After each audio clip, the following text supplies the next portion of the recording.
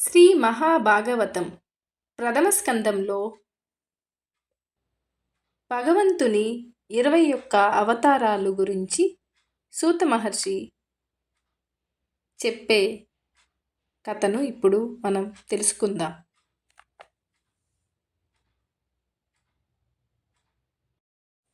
సూతుడు భగవంతుని 21 అవతారాల గురించి చెప్పుట. ఆ పరమేశ్వరుని నాభి కమలం నుండి సృష్టికర్తలలో శ్రేష్ఠుడైన బ్రహ్మ ఉదయించాడు.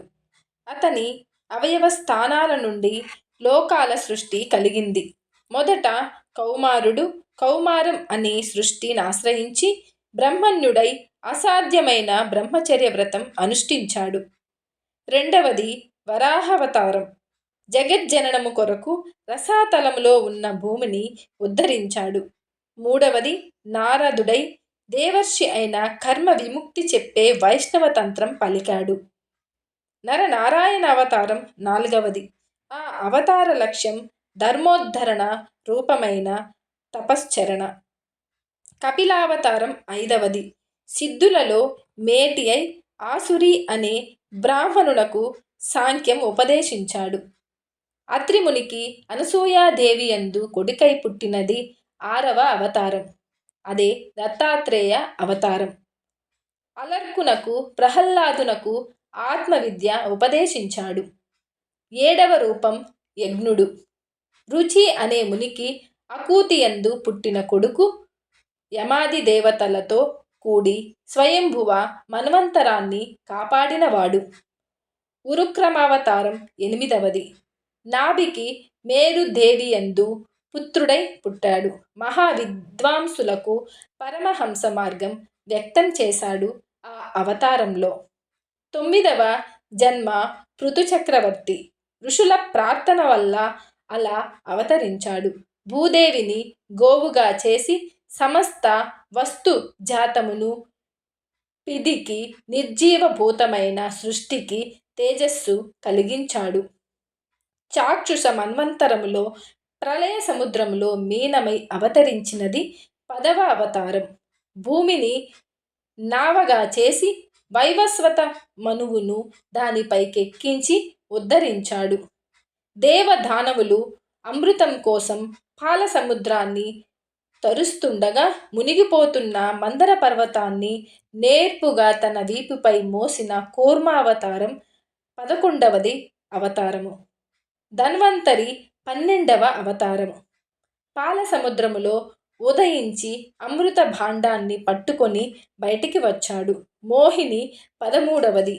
జగన్మోహన రూపంతో విలాసాలతో దేవతలను రాక్షసులను మోహపెట్టి అమృతం దేవతలకు ఇచ్చినవాడు.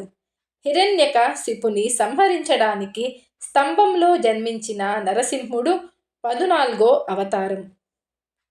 బలిని 3 అడుగుల నేల అడిగి 3 లోకాలు ఆక్రమించిన కపట వామనుడు త్రివిక్రముడు 15వ రూపు. పరశురాముడై బ్రాహ్మణ ద్రోహులైన రాజులను 21 మారు వెదకి వధించి భూమిపై రాచమొలక లేకుండా చేసినది 16వ అవతారం. కృష్ణద్వైపాయనుడై అల్పబుద్ధులైన మానవులను కరుణించి వేదాలను విభజించిన వ్యాసుడు 17వ అవతారం. 18వ అవతారం శ్రీరాముడు. దేవకార్యం కోసం రాజై పుట్టి సముద్ర బంధనం రావణ వధ వంటి లోకోత్తర కార్యాలతో పరాక్రమ ధనుడై ప్రవర్తించినాడు. 19, 20 అవతారాలు రామకృష్ణులు. యదువంశములో పుట్టి భూభారం తీర్చినవారు. 21వది బుద్ధుడు. కలియుగంలో ఆరంభంలో రాక్షసులను మోహపెట్టి నశింపజేస్తాడు. మధ్యగయా ప్రదేశంలో జినసుతుడై పుట్టుతాడు. తద్వారా యుగసంధిలో రాజ్యాలు ఏలేవారు దొంగల వంటి వారై ప్రజలను అనేక విధాలా పీడిస్తారు. వారిని అణచడానికి విష్ణుయశుడు అనే బ్రాహ్మణునకు కల్కి అనే పేరుతో కొడుకై జన్మిస్తాడు. ఇది అవతారాలలో లోకాల క్షేమం కోసం ప్రవర్తించిన క్రమము. ఆలోచిస్తే రాజులు దేవతలు, బ్రాహ్మణులు, మునులు, తాపసులు, యోగులు వీరంతా విష్ణువు అంశలో పుట్టినవారే. శ్రీహరి అవతారాలను అన్నింటినీ చెప్పడం ఎవరికీ సాధ్యం కాని పని. అందరిలో అన్నింటిలో కృష్ణుడు కలిసే ఉంటాడు. ఆ పురుషోత్తముడు లేని చోటు లేదు. భగవంతుడు విష్ణువు లోకాలు రాక్షస బాధలతో చికాకు పడడం చూచి ఆయా యుగాలలో రాక్షస సంహారం చేయడానికి, జగాలను కాపాడడానికి అవతరిస్తూ ఉంటాడు. శ్రీహరి అవతార కథలను పరమ భక్తితో ఉదయ సాయం సమయాలలో చదివే మానవుడు సంసార దుఃఖాలను అనాయాసంగా దాటి సుఖిస్తాడు. జీవుడు బ్రహ్మస్వరూపమును పొందడం ఎలాగో చెప్పుతున్నాను. జీవునకు రూపం లేదు. అతనికి ఆత్మ చిత్తు. పరమేశ్వరుని మాయ వల్ల ఏర్పడేవి మహత్తు మొదలైన రూపాలు.